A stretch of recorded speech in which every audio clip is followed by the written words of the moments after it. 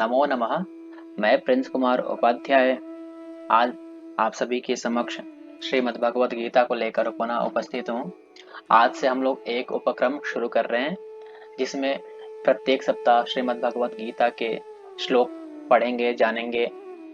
हम सब सनातन धर्म से संबंध रखते हैं, तो हम सभी को अपने धर्म ग्रंथों को अवश्य जानना चाहिए, हम सभी का कर्तव्य है। तो आप लोग श्लोक याद करें या ना करें, आप लोग एक बार श्लोक का वाचन कर लीजिए और अर्थ को समझ लीजिए। मेरा उद्देश्य है अपने धर्म ग्रंथ से परिचय करवाना, अतः आप सभी लोग सहयोग करें। और आइए, गीता, आपको पता होना चाहिए कि गीता सभी उपनिषदों का, सभी धर्म ग्रंथों का एक सार रूप में है। इसको हम लोग धर्म ग्रंथ के रूप में मानते हैं। एक प्रकार से बोलें तो जैसे दही से मक्खन निकालते हैं ना, वैसे ही ये एक मक्खन के रूप में श्रीमद् भगवत गीता है हम लोगों के लिए। अतः हम सभी को अवश्य जानना चाहिए, पढ़ना चाहिए और इसके प्रचार में सहयोग करना चाहिए। गीता, आपकी जानकारी के लिए बता दूं, गीता महाभारत के भीष्म पर्व से ली गई है। 18 दिनों तक चले युद्ध के दौरान श्री कृष्ण द्वारा अर्जुन को उपदेश दिया गया।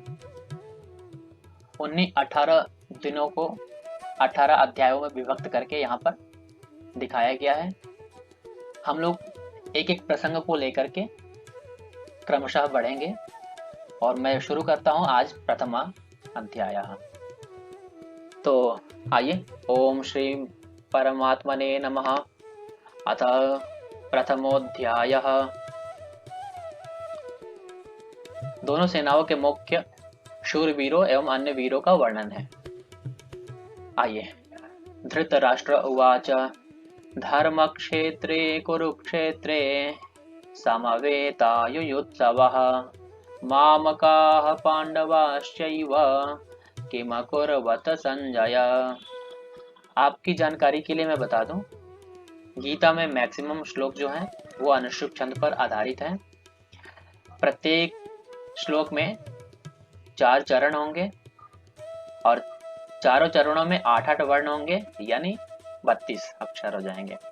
तो आपको प्रत्येक 8-8 वर्णों पे रुकना है। तो आइए शुरू करते हैं। धर्म क्षेत्रे कुरुक्षेत्रे समवेतायुयुत्सवः मामकाः पांडवाश्चैव किमकुर्वत संजय। इसमें धृतराष्ट्र ने बोला, क्या बोला? हे संजय, पवित्र भूमि कुरुक्षेत्र में इकट्ठा मेरे और पांडु के पुत्रों ने युद्ध के लिए क्या क्या किया, ये जानकारी ले रहे हैं। कौन? तो धृतराष्ट्र। तो संजय उत्तर देते हैं। संजय उवाच दृष्ट्वा तु पांडवानीकं व्यूढ़ं दुर्योधनस्तदा आचार्यमुपसंगम्य राजा वचनमब्रवीत्। अब देखिए, इसमें कहते हैं कि उस समय राजा दुर्योधन ने व्यूह रचना युक्त पांडवों की सेना को देखा और द्रोणाचार्य के पास जाकर ये वचन कहे उन्होंने। पश्यैतां पांडुपुत्राणामाचार्य महतीं चमूं व्यूढ़ां द्रुपदपुत्रेण तव शिष्येण धीमता। आगे क्या बोलते हैं कि हे आचार्य, आपके मेधावी शिष्य द्रुपद पुत्र धृष्टद्युम्न के द्वारा व्यूहाकार खड़ी की गई सेना को देखिए। यानी धृष्टद्युम्न ने एक व्यूहाकार सेना को खड़ा कर दिया था। अब आगे बताते हैं कि उसमें कौन कौन से हैं, उन शूरवीरों में कौन कौन से हैं, तो उसके बारे में इन 3 श्लोकों में बताया गया है। अत्र शूरा महेश्वासा भीमार्जुन समायुधि युयुधानो विराटश्च द्रुपदश्च महारथः धृष्टकेतुश्चेकितानः काशीराजश्च वीर्यवान् पुरुजित् कुन्तिभोजश्च शैव्यश्च नरपुङ्गवः युधामन्योश्च विक्रान्त उत्तमौजाश्च वीर्यवान् सौभद्रो द्रौपदेयाश्च सर्व एव महारथाः। आपको श्लोक पढ़ने में दिक्कत हो तो आप आराम आराम से एक एक वर्णों का उच्चारण कीजिए और फिर मिला करके पढ़िए। आइए इसका अर्थ देखते हैं। इसमें बताया गया कि इस सेना में बड़े बड़े धनुष वाले तथा युद्ध में भीम और अर्जुन के समान शूरवीर सात्यकी और विराट तथा महारथी राजा द्रुपद, धृष्टकेतु और चेकितान तथा बलवान काशीराज, पुरुजित, कुंतीभोज और मनुष्यों में श्रेष्ठ शैब्य, पराक्रमी युधामन्यु तथा बलवान उत्तमौजा, सुभद्रा पुत्र अभिमन्यु एवं द्रौपदी के पांचों पुत्र, ये सभी महारथी हैं। तो इस प्रकार से इन श्लोकों में महारथियों को, शूरवीरों को बताया गया कौन कौन से हैं। अब आगे देखते हैं।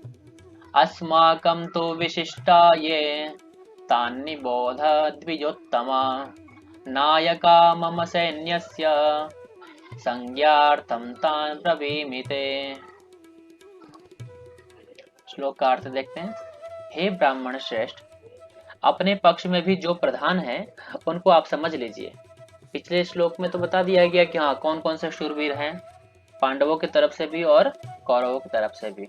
अब कह रहे हैं कि हे ब्राह्मण श्रेष्ठ, अपने पक्ष में भी जो प्रधान है उनको आप समझ लीजिए।